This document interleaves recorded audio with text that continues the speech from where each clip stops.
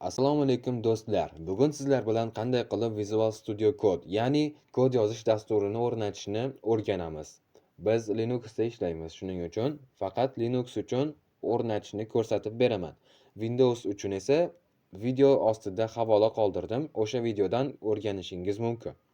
Birinchi bo'lib brauzerimizga kirib olamiz. Istalgan brauzer bo'laveradi.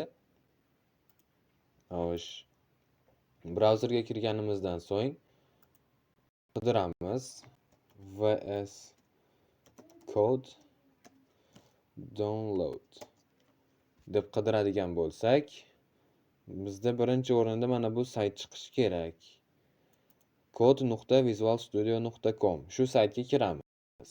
Kirganimizdan odatda bizda mana bu ko'rinishda bo'ladi. Bu yerga kirganimizda o'zi sizni operatsion sistemangizga qarab yuklab olish uchun tugma yaratib berilgan bo'ladi.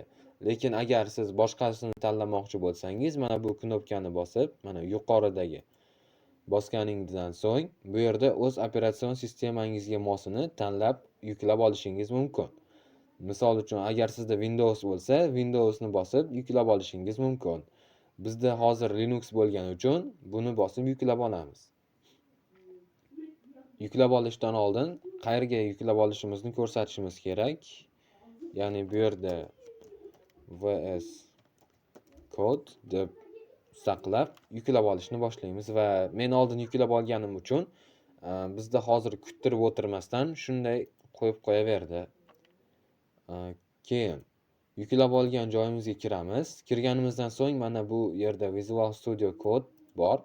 Ustiga 2 marta bosadigan bo'lsak, bizda App Center ochilishi kerak.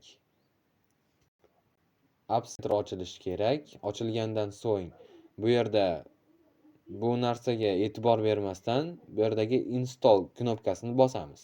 Bosganimizdan so'ng Linux o'zi Visual Studio Code o'zi o'rnatiladi. O'rnatilgandan so'ng bu yerdan chiqib ketaveramiz. Chiqib ketganimizdan so'ng mana bu ilovalar bo'limida Visual Studio Code paydo bo'ladi. Shu yerda paydo bo'ladi. Men bu yerga qadab qo'yganim uchun hozir bu yerda ko'rinmayapti. Odatda mana shu ko'rinishda paydo bo'lishi kerak. Bo'ldi. Shu yuklab olish va darsimiz tamom. Videoni ko'rganingiz uchun rahmat. Foydali bo'lgan bo'lsa xursandman.